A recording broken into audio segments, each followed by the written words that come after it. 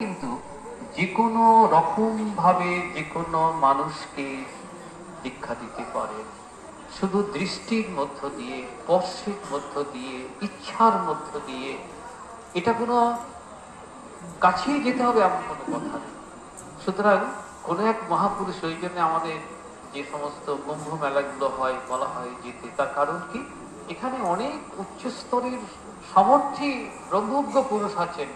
তাদের কারুর যদি একটা কৃপা দৃষ্টি, যদি একবার তাদের চোখের সামনে আমরা কেউ যেতে পারি এবং তারা যদি ইচ্ছা করেন শুধু এবার তাকাবেন, তার মধ্য দিয়েই আমাদের ভেতরে একটা মহাশক্তির তেজ সঞ্চারিত হবে এবং সেই শক্তিটা আমাকে ধীরে ধীরে ধীরে ধীরে দিনে দিনে রূপান্তরিত করবে।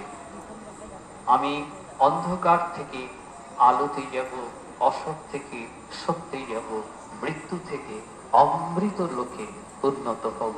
তো এইরকমই আমার মনে হয়েছিল যে উনি যেন কিছু একটা দৃষ্টির মধ্য দিয়েই হোক বা কিছু একটা কিছু সঞ্চার করেছিলেন, যার জন্যে আজও আমি এই আশ্রমেতে আসি এবং তার সঙ্গ করি এবং তার সাহচর্যে এসে একটা অনাবিল আনন্দ পাই।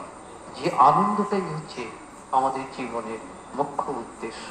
আমরা আনন্দ থেকে এসেছি, আমরা আনন্দে রয়েছি, পরিশেষে আমরা আনন্দে লীন হয়ে যাব। এই প্রসঙ্গে উনি অনেক একটা ঘরের মধ্যে নিয়ে গিয়ে কথা টথা বলতেন। তার মধ্যে উনি একটা কথা বলতেন যে মনুষ্য জীবনের মূল উদ্দেশ্যই হচ্ছে ভগবানকে লাভ বা নিজেকে জানা, আত্মকে জানা। এইটা করতে গেলে কি করতে হবে? প্রথম কথাটাই ছিল তার অন্তর্মুখী হওয়া। এই ভবানীবাবু বললেন তিনটে কথা, খুব ভালো লাগলো।